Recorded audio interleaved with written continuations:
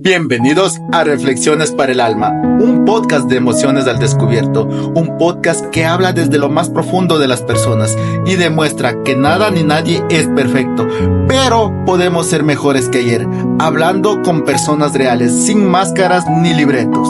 Yo soy José Luis Mocha, un apasionado por la creencia de que el bienestar social nace de la paz y el bienestar individual. También creo firmemente que una buena salud mental es un pilar fundamental para tener una vida mejor. Así que prepárate. 3, 2, 1, iniciamos. Señoras y señores, bienvenidos a un nuevo episodio de su podcast favorito, Reflexiones para el Alma. El día de hoy tenemos a un invitado de lujo que con su conocimiento y su habilidad en las artes psicológicas nos va a explicar acerca de las dependencias emocionales, las dependencias que generan conductas y comportamientos inadecuados en el estilo de vida de las personas. Aquí tenemos a un gran amigo y un gran profesional de la salud mental. Víctor, qué gusto tenerte aquí. ¿Cómo estás? ¿Cómo has estado? Buenos días. José Luis. José Luis, ¿cómo está? Buenos días. Bueno, para mí un gusto, un placer poder estar aquí. Todo un honor poder compartir nuestros conocimientos e interactuar con los televidentes y con ustedes. Víctor, dentro de la psicología, específicamente hablando de autores, hablando de genios de esta rama, hay una doctora médico psiquiatra española, la doctora María Teresa Escapé, que dice: amamos como nos amamos, haciendo referencia a que el estilo de amor que fue impactado en la infancia y en la adolescencia, nosotros tenemos esa misma capacidad para replicarlo cuando generamos adultas. Dentro de esta conceptualización, entonces se podría decir que las características de amor que uno puede emitir o dar ya cuando comienza en este proceso de compartir emociones, entendiendo que también venimos recibiendo de la infancia emociones de nuestro papá, de nuestra mamá, de las personas, cuando ya ahora nosotros estamos en ese dinamismo de generar y compartir emociones. Ahora un poquito hablemos de las emociones, hablando de unas relaciones afectivas. ¿Cómo tú le consideras esta determinación o esta conceptualización? Ya, bueno, la autora es muy importante, una autora relevante en España. Y con respecto a lo que usted me menciona, todo lo que nosotros aprendemos en la infancia, se conoce con el término adecuado de patrones conductuales, ¿no? Que se replica en la infancia. Todo esto viene a replicarse en su manera de relacionarse con otras personas en las distintas etapas, desde la adolescencia, adultez, también la adultez tardía. Todo esto viene con los estilos de apego que se impregnan en los primeros momentos. Por ejemplo, en la primera relación que se establece el niño con el cuidador, en este caso puede ser papá o mamá, es muy relevante, ya que puede existir apegos evitativos, ansiosos, desde autores muy relevantes como John Bowlby, que es el padre de la teoría del apego, quien da un concepto al apego, ¿no? Que es la manera como tú generas un vínculo con esa persona, con ese cuidador. Entonces, a partir de este primer momento, se establece un patrón conductual aprendido que va a replicarse en las etapas posteriores, replicarse en la manera de cómo nosotros vamos a interaccionar con nuestra pareja, ya sea enamorado o novio, ¿no?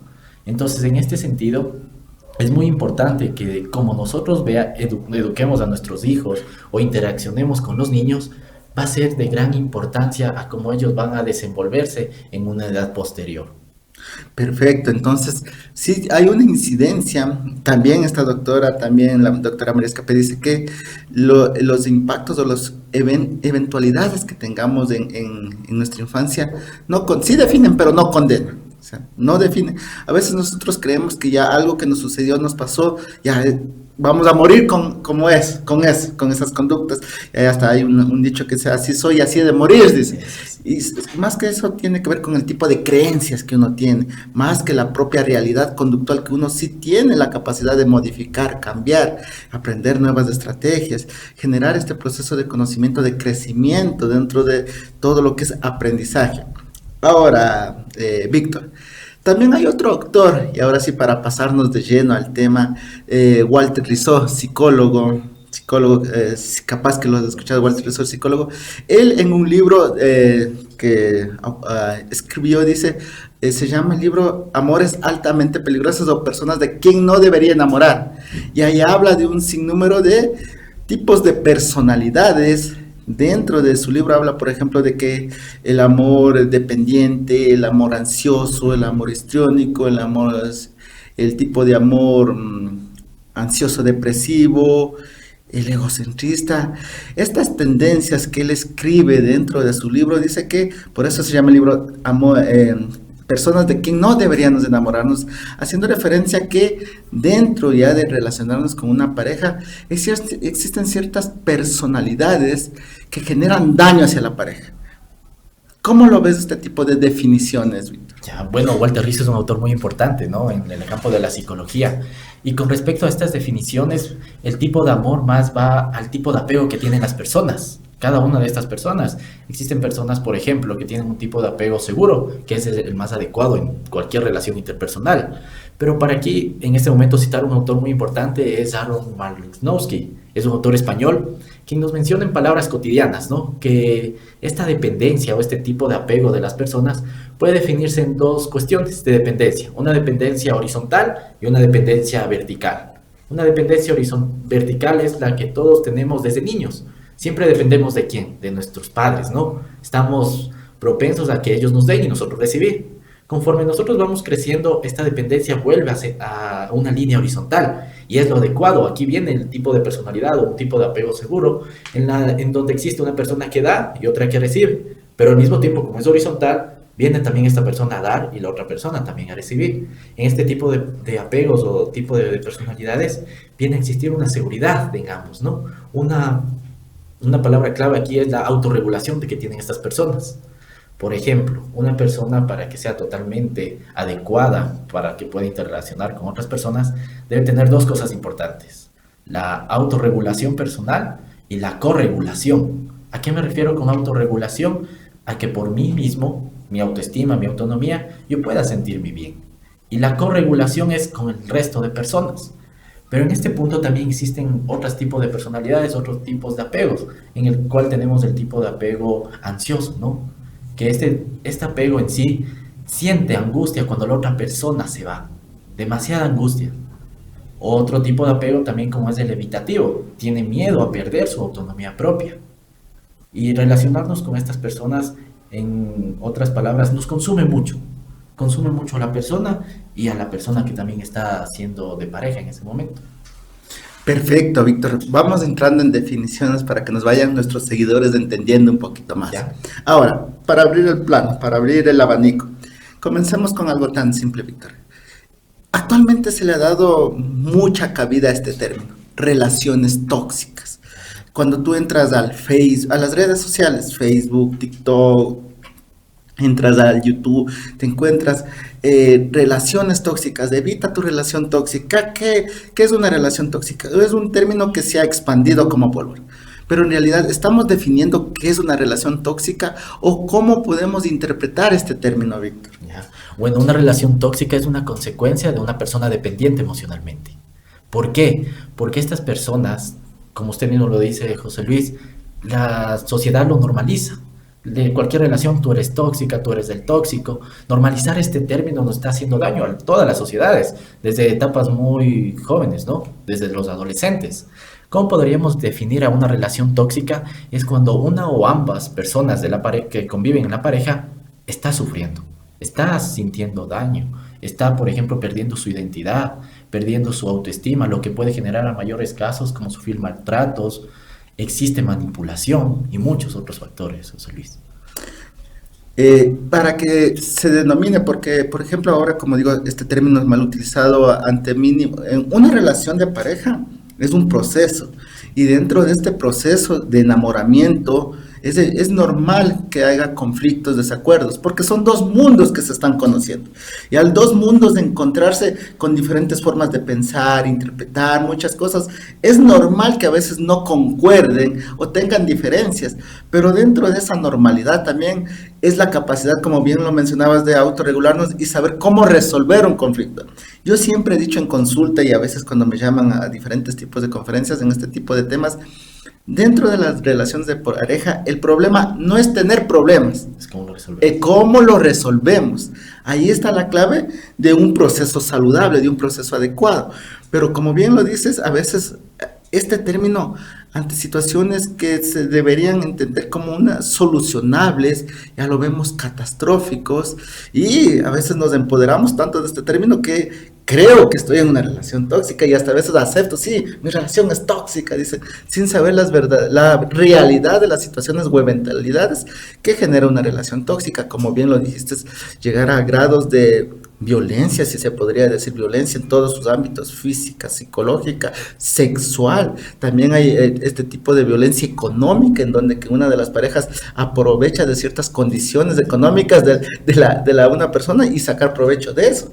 Entonces vamos entendiendo y vamos comprendiendo muchas situaciones y eventualidades. Ahora, Víctor, una relación tóxica hemos definido. Ahora, ¿qué es una dependencia emocional? Por qué tengo que, por ejemplo, de igual manera, dentro de los contextos sociales, dentro de los contextos de muchos grupos sociales, es que yo he visto que mi amiga es dependiente de su novio, es dependiente. Igual estamos definiendo bien o estamos mal interpretando estos términos. Ya, muy bien. Bueno, un concepto básico, la dependencia emocional viene a olvidar yo mis necesidades por completo y satisfacer las necesidades del otro. ¿Cómo lo ve usted, José Luis? Olvido totalmente yo mis necesidades y yo satisfazco y me preocupo por las necesidades totalmente de mi pareja. Sí, Ese viene a ser el concepto de dependencia emocional, en palabras sencillas. Sencillas. Es de como entender que, por ejemplo, en esta parte de más tengo que cumplir las necesidades del que está al frente de mí que mis propias. ¿Por qué? Porque eso, y justamente ayer estábamos con el doctor, un psiquiatra muy reconocido de la ciudad de Riobamba, decían que las personas con dependencia activan a nivel neurológico un sistema dopaminérgico de placer, el placer solo siento al que estar con esa persona, sin importar las conductas, las acciones que esta persona haga sobre mí. Pero yo es el placer de satisfacción, ya estamos hablando un poquito ya más algo neurológico como tal en esta parte. Pero en esta parte de la dependencia, ¿qué tiene que pasar a una persona para que tenga estas características conductuales de dependencia? ¿Qué sucede? ¿Por qué una persona nace, se hace? ¿Cómo hace para que llegue a este punto de tener una dependencia emocional hacia alguien, Víctor? Ya, muy bien. Bueno, la persona que tiene dependencia emocional, específicamente la primera causa o primera característica, el estilo de apego que viene desde un inicio, como hablábamos cuando empezamos. Posteriormente, una característica primordial es la idealización que presentan estas personas.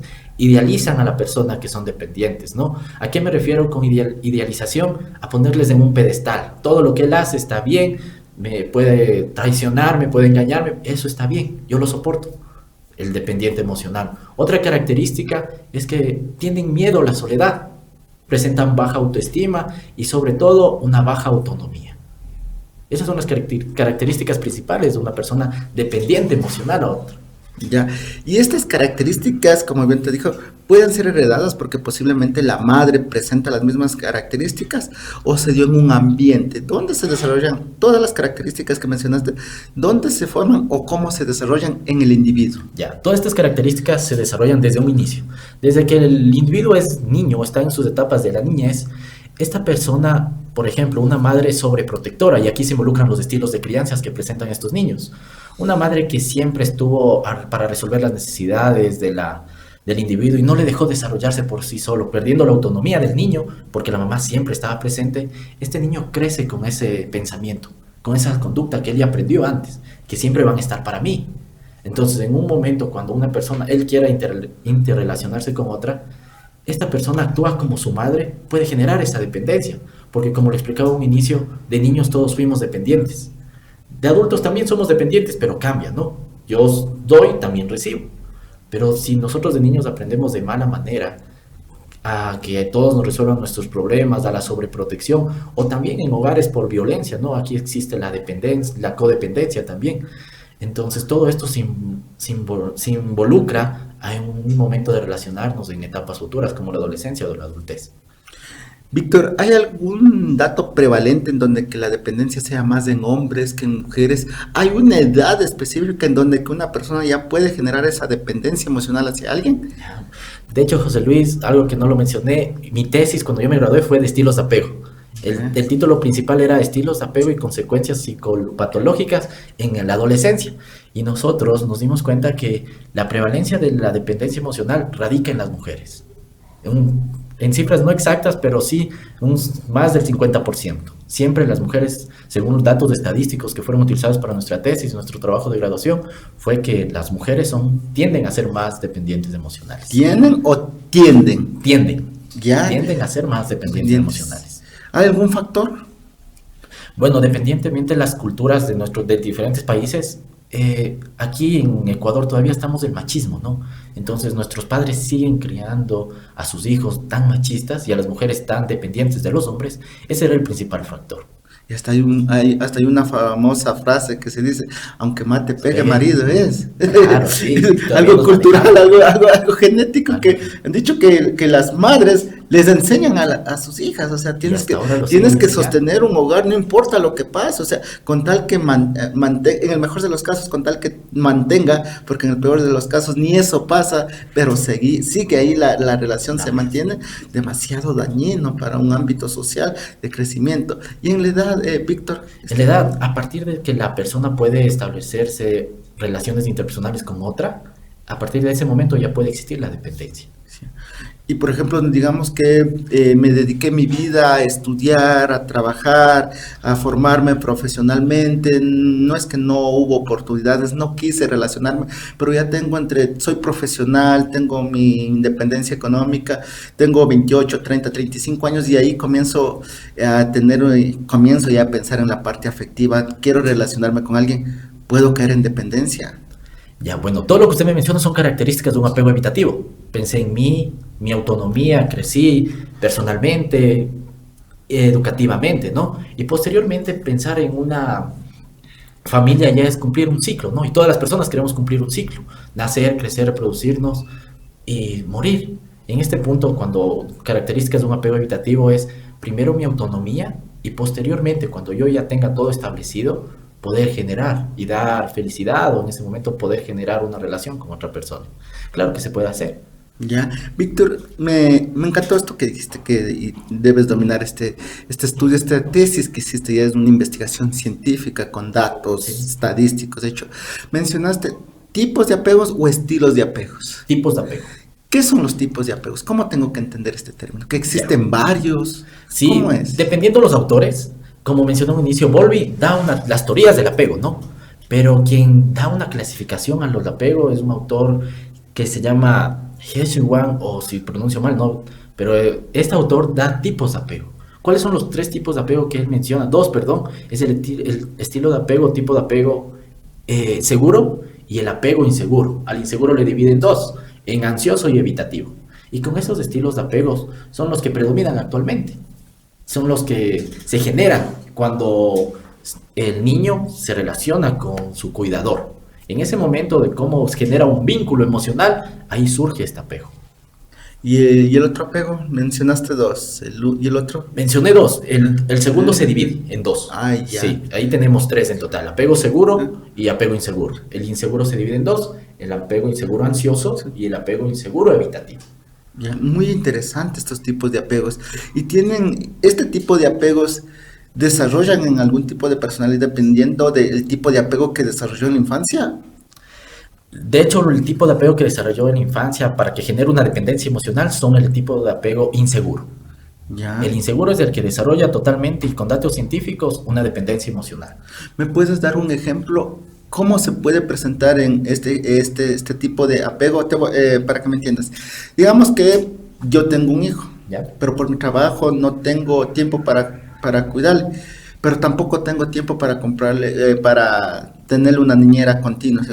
Entonces lo llevo de familiar en familiar. A ver, mamá, esta semana cuídeme usted, hermana, la próxima semana cuídeme usted. O sea, ¿qué características debe suceder dentro ya de un estilo de vida ya del común de las personas para desarrollar este tipo de apegos? Ya, bueno, un tipo de apego, todo lo que usted menciona es un tipo de apego no saludable, ¿no? Que se desencadena el inseguro. ¿Por qué? Porque el niño en este caso de estar en lugar, no tiene una figura representativa. Por ejemplo, no, yo quiero ser como él, yo quiero ser como mi padre. ¿Por qué? Porque está pasando de figuras representativas con mi hermana, con mi tía, con amigos. Entonces, en este punto, el niño genera esa inseguridad. Por ejemplo, ese temor. ¿A qué? A la soledad. Porque yo no puedo estar solo, por eso me mandan de distintas familias en familias en familias. Y en el momento que yo tenga ese miedo de estar solo, se van a generar otros patrones, como cuál, una baja autoestima, mis padres no quieren estar conmigo, tienen cosas más importantes. Y el principal factor para poder generar un apego seguro es la explicación al niño.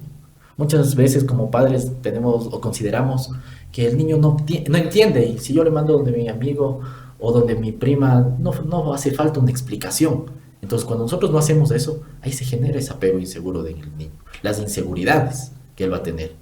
Y a partir de esto va a generar posteriormente malas conductas, ¿no? Eso. Víctor, corrígeme aquí. ¿Y qué pasa en los niños que provienen de hogares donde que los padres se separaron? Ya. ¿Qué tipo de apego pueden generar este niño? Digamos que el niño estuvo con su núcleo familiar hasta los 4, 5, 6 años. Por situaciones propias, que es una relación de pareja, estos tienden a separarse. Y bien puede irse el niño con la mamá o el papá. Este evento podría desarrollar algún tipo de apego. Sí, si no existe una explicación adecuada de por qué no la separación de sus padres, de por qué se separaron, perdón, el niño puede creer, uno, que es por culpa de él. Por mi culpa se separan mis padres. Y si en ese caso se separan por violencia, por el niño estuvo presente en gritos, en actitudes que la madre le alzaba la mano al padre o viceversa, el niño puede generar muchos factores, ¿no? Uno de esos también viene a ser la baja autoestima, que como les dije, no, por mi culpa mis padres se separaron, por mi culpa tendría que verle a mi madre sufrir todos los días conmigo, que mi madre se desquite conmigo, o viceversa, que mi padre se desquite conmigo. Entonces, todos estos factores por ejemplo, algo característico que genera es un apego ansioso. Uno, miedo a que mi pareja se vaya, miedo a que mi figura cuidadora se vaya, o el evitativo, no, yo debo ser solo, siempre debo estar solo, valerme por mí mismo. ¿Por qué? Porque las otras personas me hacen daño. En este caso va a tener el ejemplo del papá que se fue o la mamá que se fue. Eso, José Luis. En estos vamos un poquito, hemos profundizado tan adentro, Víctor, que por ejemplo siempre hablamos de, a ver, la dependencia, lo tóxico, no te das cuenta, todo eso, pero a veces nos olvidamos de hablar los orígenes. Ya. Los orígenes, ¿dónde se forman? Y el día de hoy estamos tocando este tema muy importante, los orígenes. A veces creemos que dentro de los estilos de crianza, y a veces también no comprendemos el impacto real psicológico en los estilos de crianza de nuestros niños, de las infancias de ellos.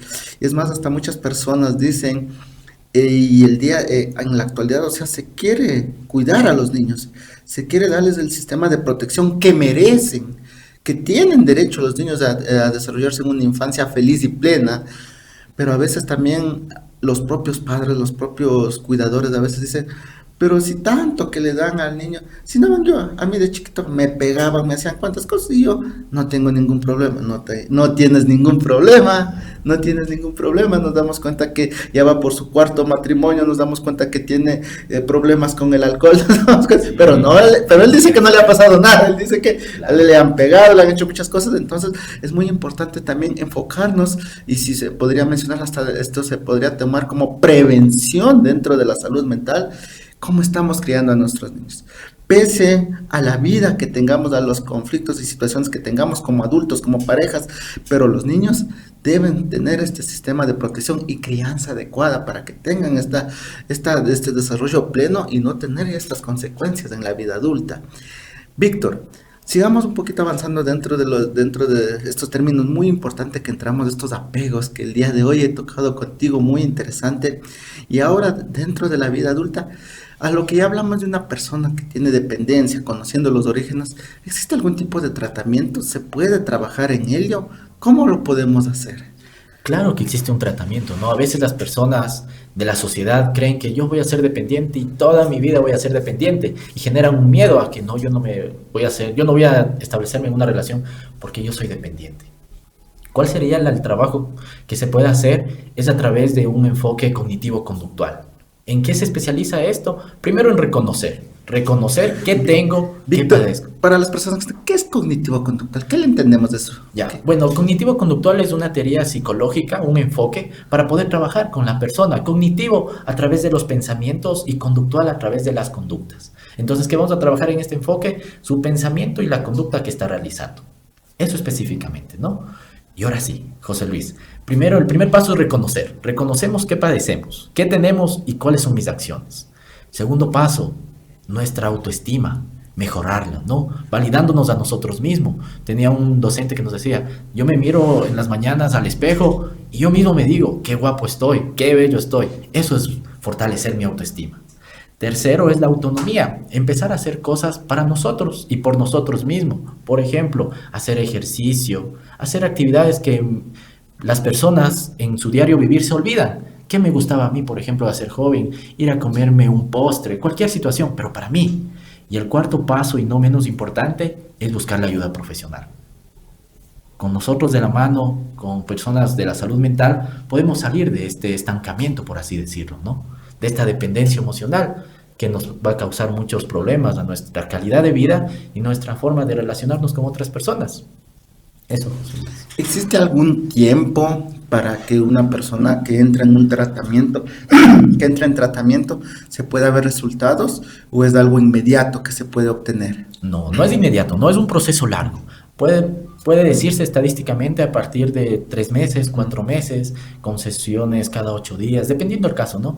Pero de un caso hipotético, sesiones a la semana, 1 vez, 2 veces, en un tiempo posterior y de 3 meses podríamos salir de este estado de dependencia emocional y cambiar, ¿no? Cambiar nuestra forma de percibir las relaciones, cambiar nuestras formas de relacionarme y también hay una frase, ¿no? Primero me amo yo y puedo amar a otra persona.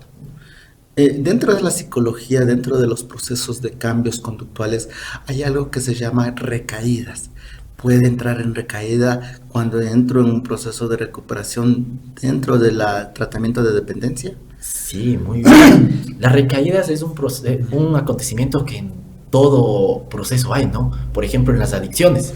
Siempre yo soy adicto a algo, me estoy en mi proceso de recuperación, pero en un momento va cualquier factor, en este caso de la dependencia emocional, me vuelve a escribir la misma persona. Ahí es donde surge y ahí es donde se involucra varios aspectos neurológicos, como la dopamina que usted me mencionaba. Nuevamente sale esa dopamina y ¿qué me genera? Que vuelva a existir esta recaída. ¿Cómo se conoce en dependencia emocional? Es el ciclo del sufrimiento. En este específicamente, vuelvo a como yo quería hacer antes. Por ejemplo, estoy un mes en terapia. Ya estoy reconociéndome a mí mismo, pero cualquier situación, cualquier desbalance o no cumplir las indicaciones o las recomendaciones que me dio mi profesional de la salud, me escribe esta persona, vuelve mi cabeza a recordar cómo yo me sentía, vuelve esa dopamina en todo mi cerebro y eso es lo que me hace caer en el ciclo del sufrimiento específicamente. ¿Y cómo actuamos terapéuticamente? ¿Cómo se actúa ahí? Bueno, todo terapeuta específico siempre se espera que exista esta recaída, específicamente en estos casos, tanto en adicciones o en las dependencias emocionales. Víctor, disculpa que te corte. Y si existe una recaída, no es que ha fracasado el tratamiento, No, es parte del proceso. Es parte del proceso. En muchos de los casos eso nos favorece a que el paciente él mismo se vea, ¿no? Como terapeuta siempre esperamos que él mismo se dé cuenta de las cosas, no nosotros le resolvemos. Pero si él mismo se da cuenta, sí, yo recaí, ¿por qué? Por este mensaje, por esto que vi en redes sociales, volví a ver su foto. Entonces, cuando el paciente se da cuenta qué hizo para recaer, nosotros ya tenemos la solución, ¿no? Entonces ya no vuelvas a hacer eso. ¿Por qué? Porque esto te genera recaídas. Prácticamente de todo error se aprende, dice, ¿no? Entonces, este error de recaída, el paciente va a aprender y posteriormente ya vamos a pasar de esta etapa de recaída a otras etapas, como por ejemplo aceptación. Aceptar que ya esa persona no está, que yo estoy cambiando, que yo tengo otros propósitos en mi vida y puedo mejorar. Si estoy en un proceso de recuperación, en verdad he aceptado, como tú dices, he aceptado que esta persona no me conviene, no es para mí, y en verdad he logrado romper ese vínculo emocional con esa persona y inicio de nuevo. ¿Existe la posibilidad de que si ya no es con esa persona, vuelva a recaer con otra persona o ahí actúa la terapia? Ahí actúa la terapia. Muy bien, José Luis. ¿Por qué actúa ahí la terapia? Porque nosotros ya brindamos. El primer caso, el objetivo principal en la terapia es mejorar su autoestima y su autonomía. Cuando el paciente tenga estas dos, él va a ser capaz de no olvidar nunca sus necesidades propias y si en algún momento vuelve a estar con otra persona, siempre va a ser las necesidades a la par. O las necesidades de la persona y las necesidades de él, en la misma balanza. Nadie va a estar con menos ni con más. Eso es el objetivo de la terapia. que el paciente cambie su forma de ver de las relaciones interpersonales. Víctor, quiero que me expliques un poquito desde el punto de vista clínico, que hay muchas personas que se rehúsan a la intervención psicológica. Afirman, reafirman y mencionan que ya han participado en terapias psicológicas. No les ha funcionado, que no les ha ido bien, que muchas cosas mencionan, muchas cosas refieren. ¿Qué pasa en este caso? Porque hay muchas personas que nos ven y en anteriores podcasts que hemos hecho, dicen, es que yo ya fui a terapia, pero el psicólogo, el profesional de la salud que me tocó, no me ayudó, mejor me confundió más, me sucedió esto. Muchas personas comienzan. ¿Qué pasa con este universo de personas que han acudido al profesional de la salud mental, pero no han encontrado una respuesta o han tenido una mala experiencia desde el punto de vista clínico? Ya, bueno, desde el punto de vista clínico, muchas de las personas, muchos de los pacientes que padecen cualquier enfermedad mental consideran que en una o dos terapias ya se soluciona todo el problema que ellos tienen, pero no se dan cuenta en sí que cualquier situación tiene su tiempo. Como le dije, de 1 mes, 2 meses, y en cada proceso terapéutico, en cada sesión, se va a abordar poco a poco.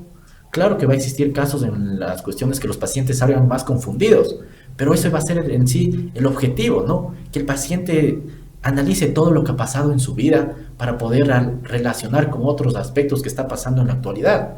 Eso es lo que en sí la mayoría de las terapias puede basarse, ¿no? Analizar lo que pasa en su niñez, en su adolescencia y relacionarlo con la actualidad, con los momentos, con las conductas que tiene actual. Pero muchas de las personas creen que eso es innecesario, ¿no? ¿Para qué le voy a contar qué pasó en mi niñez? Esto no tiene nada que ver con lo que me pasa hoy. Quiero que me solucione. Por ejemplo, yo he tenido pacientes, ¿no?, que vienen, yo no puedo dormir. Ya quiero que hoy, con la sesión que tuve, hoy pueda dormir de noche. Es imposible ese momento, ¿no? Eso.